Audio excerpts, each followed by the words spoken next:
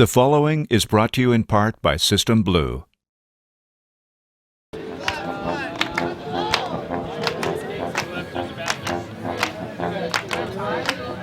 We're about to perform for some TOC show people. You know, we're gonna play music and stuff. We're going to play Happy by Pharrell for some people in a couple minutes. And say hey to the fans and thank them for coming out to see us. It's really fun to get up close and personal with people instead of like, you know, really far away from them like we are when we play the show. Oh yeah.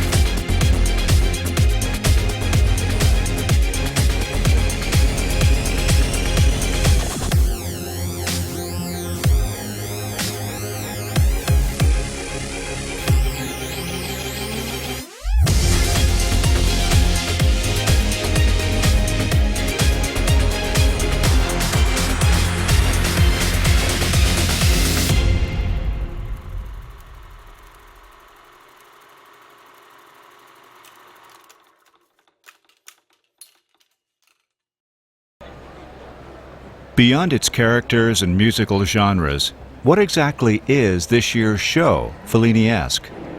The three-act structure of the production matches that of a three-act movie. Fellini's religion, Fellini's circus, and Fellini's fantasy serve as a broad outline for the multitude of genres and styles that the core adopts in its favor. Each section works perfectly in tandem with the other, establishing a concise musical and visual narrative, littered with memorable characters and melodies that further outline the influence of Fellini's work, from its dramatic opening moments to its triumphant conclusion. Our show begins with a lot of choreography from the members. They're sort of acting as backstage characters, preparing to start the show. And in the opening set, we have the entire core set up on a ghost movie stage. The forms on the field look like projector films rolling, so the movie is starting. Performing their 2014 program, Felliniesque, Concord International is proud to present the Blue Devils.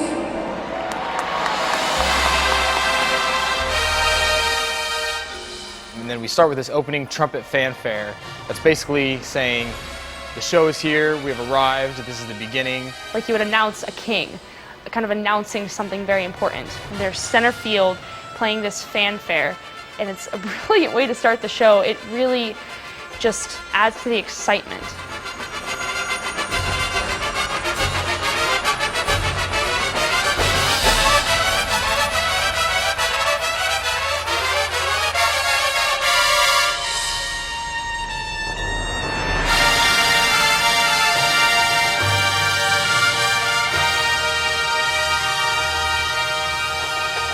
Once we finish the fanfare, we move into a more Mahler segment. It's dark and it's heavy, it's aggressive and it's driving. And they end again in another projector reel set, two circles that are just going around, like we saw in the beginning of the act. It kind of makes the act come full circle.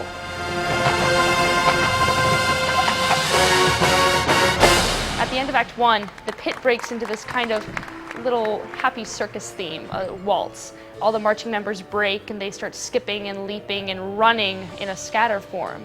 And they each have their own individual character. You can watch the show 100 times and find a different person every single show, and they're doing something unique. If it's just one-handed, and you do one of these, and then the balloon can take you away again. Right. But create more shapes. Right. You know, we want to see like big long lines and then leaning into it. Okay. You know, you're pulling resistance, and then it takes you. You know, stuff like that. At the end of my bell's a balloon. I'm supposed to be being yanked by it, by the wind. It's taking me away. So if I can make somebody believe that the end of my bell's a balloon taking me away, it's blurring the lines between imagination and reality, which is what part of our show concept. So you take a look around, everybody doing the scatter It's really based around what you can imagine them doing instead of actually seeing them with a balloon or actually seeing them with a cane or something. It's blurring that line. And a euphonium solo, Matt Biesca starts playing. It's actually the love theme from Fellini's movie La Strada.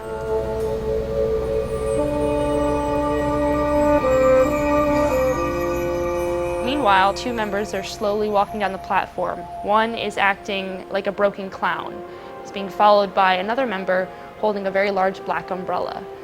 And the color guard's doing a bunch of beautiful dance work as couples. It's a love theme, it only makes sense. And the ballad is just beautiful, absolutely gorgeous, melts your heart, which is interesting to see a broken person who might be lonely or sad right next to this absolutely beautiful love theme.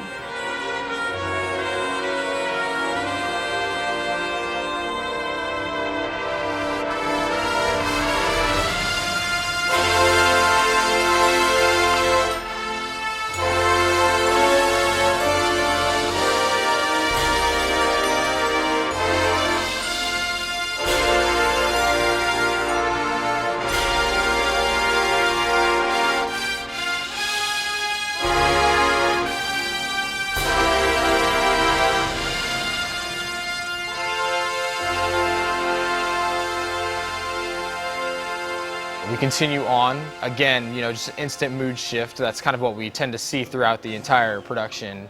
And we're now continuing on with basically what seems like circus music.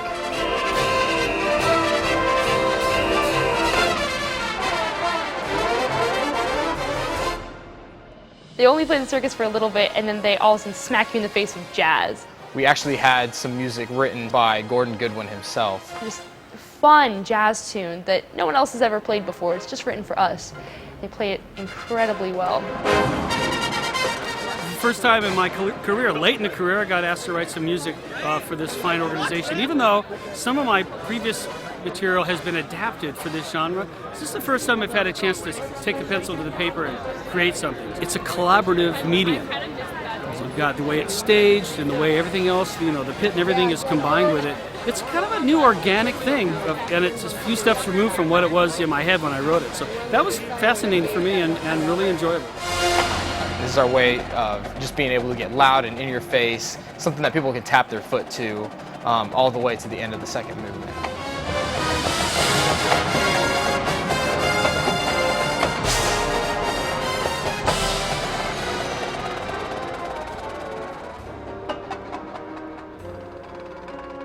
And we go into Act 3, Fellini's Fantasy. We play a song called Be Italian, which is from the musical 9. It was an homage to Fellini's movie 8½.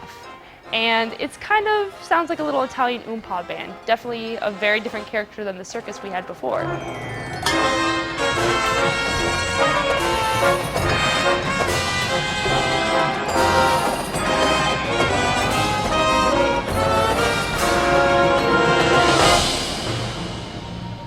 That again is just one constant ramp up of emotion as we charge forward with this dance. It's light and playful at first, and then kind of gets a little heavier and heavier, and it basically just jumps up and runs right to the finish and finishes with the famous "Hey!"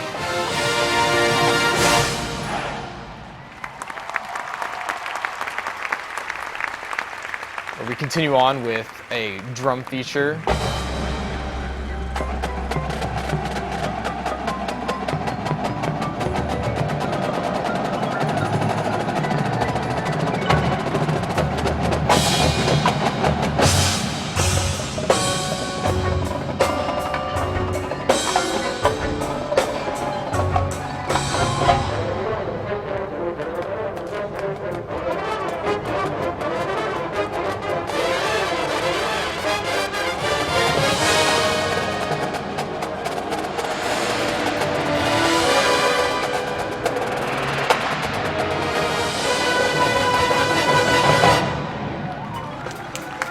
Marking the end of the drum break, there's a very definitive, quick second break, and then we cut to the front ensemble. People are hustling around again. You see all these drill forms. There's a lot going on, a lot of stuff to see, a lot of excitement.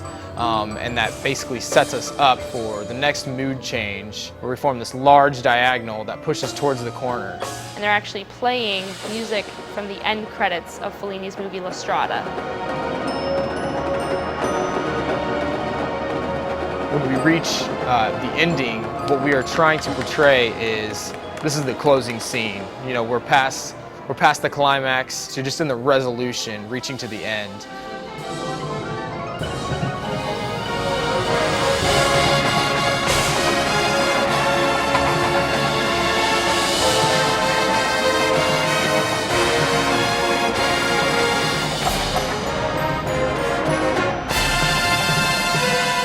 Basically run right to the front, they stand in some files, pop their horns up, and they scream real loud in your face and say, "This is it, ta-da." And the color guard actually brings up a director's chair. And at the end they turn it around and it says Fellini. So it's a brilliant end for a brilliant director.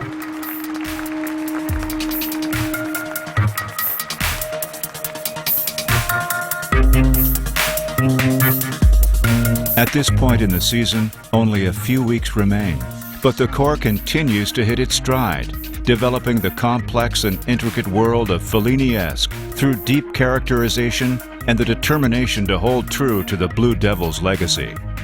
A legacy that thrives on personal excellence, but also pays tribute to an innovative and fearless filmmaker whose work reflects that of the Corps' own storied history, devising productions that push the envelope in ways never thought possible, and turning the world of drum corps into something far more poignant and affecting.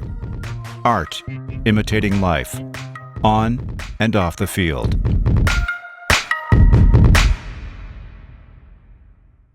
Next week on Inside BD360. One of the most difficult things about this show is the amount of style changes that we have. Within the matter of 1 minute, we go from playing this big brass chorale at the end of the ballad, and the very next thing we play is a circus lick. And then seconds after that, we're in a big band.